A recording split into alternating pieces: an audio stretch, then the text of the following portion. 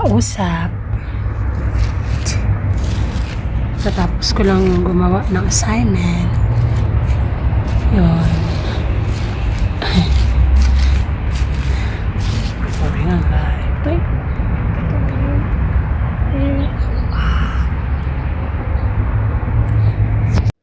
Hi, hello. Ayan, dito tayo sa likod ng bahay, sa backyard.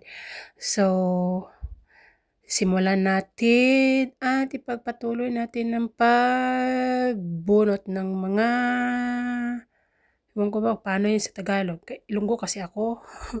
Hindi na ako masyadong magaling sa Tagalog. Ayan, so, katatapos ko lang magsagot ng aking mga assignment.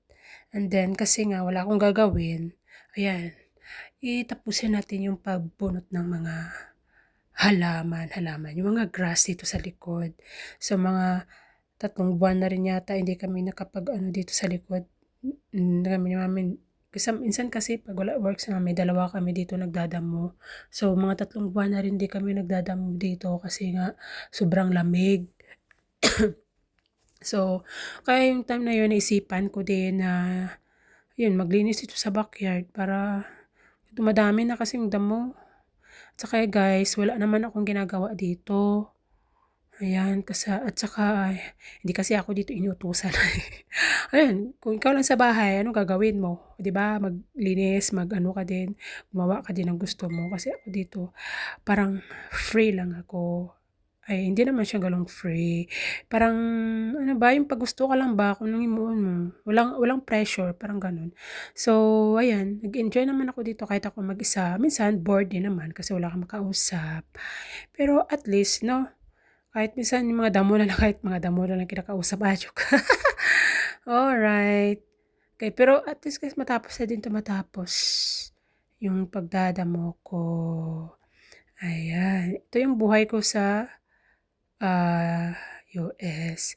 Yun, ito pala yung tinanim ko last year kasi bumili ako ng kamote leaves sa may Asian store. So, hindi ko tinapon yung stem. So, ang ginawa ko, tinanim ko. Yan, buti pa nga buhay pa yun eh. Buti na lang walang snow. Kung may snow, siguro namatay na to. Ayan, ganyan yung ano niya, ang lagas kasi yung ibang mga dahon niya dahil sa lamig. So, baka magbalik uli yan pag summer. So, yan guys. Ayun. So, malapit na matapos. So, ito yung sa likod. Motorhome yan guys. So, nakita nyo ba yung puno na yan? Fig tree yan siya. So, nakita nyo walang dahon.